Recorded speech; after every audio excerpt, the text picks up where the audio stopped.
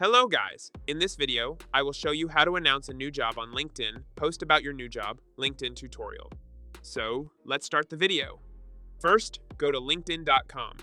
Then click on your profile picture and select View Profile. Now scroll all the way down until you see the Experience section and click on the plus icon. Click on Add Position.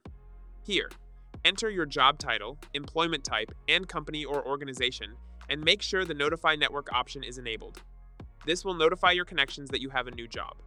Next, insert the start date, select whether it's your current position, and choose the location and location type. Once you've filled in all the details, click Save. As you can see, the position is added. Next, LinkedIn will ask you to share the update with your network.